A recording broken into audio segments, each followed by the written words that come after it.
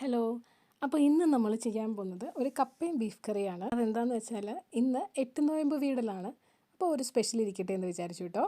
എന്നാൽ പിന്നെ തുടങ്ങിയാലോ. ഞാൻ ഇന്ന് കുക്കറിലാണ് ബീഫ് വേവിക്കുന്നത്.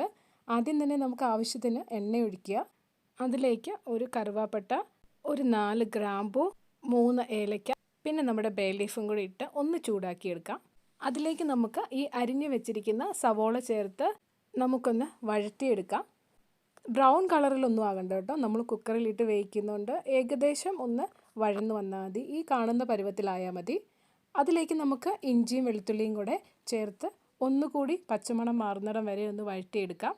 അതിലേക്ക് നമുക്ക് അരിഞ്ഞു വെച്ചിരിക്കുന്ന തക്കാളിക്കായും കൂടെ ചേർത്ത് ഒന്നുകൂടി വഴറ്റിയെടുക്കാം. ഞാൻ ഒരു തക്കാളിക്കായാണ് എടുത്തിരിക്കുന്നത് കേട്ടോ.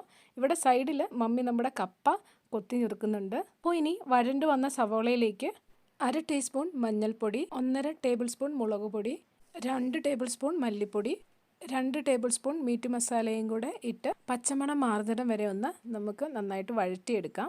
അപ്പോൾ നമ്മുടെ മസാലയൊക്കെ നല്ലപോലെ ഒന്ന് വഴണ്ട് വന്നിട്ടുണ്ട്. ഇനി അതിലേക്ക് നമുക്ക് ഇറച്ചി ആഡ് ചെയ്ത് കൊടുക്കാം. നന്നായിട്ടൊന്ന് ഇളക്കി യോജിപ്പിച്ച് കൊടുക്കാം. ഇനി അതിലേക്ക് നമുക്ക് ആവശ്യത്തിന് വെള്ളവും കൂടി ചേർത്ത് കുക്കർ അടച്ചു വെച്ച് ഒരു 3 വിസിൽ വരുന്നിടം വരെ വേവിച്ചെടുക്കാം. അപ്പോൾ ഇനി അത് വേകട്ടല്ലേ.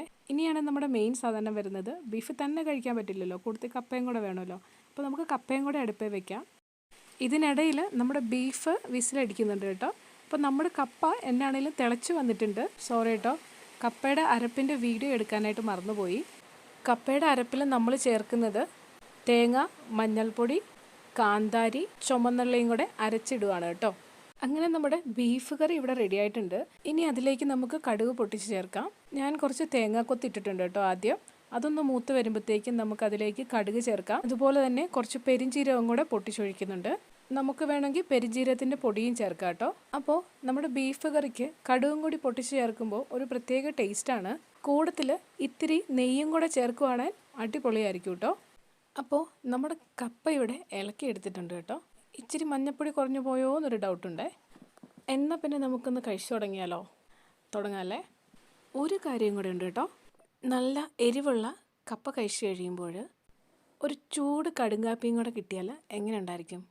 അടിപൊളിയല്ലേ. ഞാനിവിടെ കടുങ്കാപ്പിക്ക് വെള്ളം വെച്ചിട്ടുണ്ട്. കടുങ്കാപ്പി തിളച്ച് വരുമ്പോൾ പൊടിയും പഞ്ചസാരയും ഇട്ടെടുക്കാം. അതിലേക്ക് ഒരു സീക്രട്ട് കൂടി ഉണ്ട്. കപ്പയ്ക്കും ബീഫിനും മാത്രമുള്ളൊരു സീക്രട്ടാണിത്.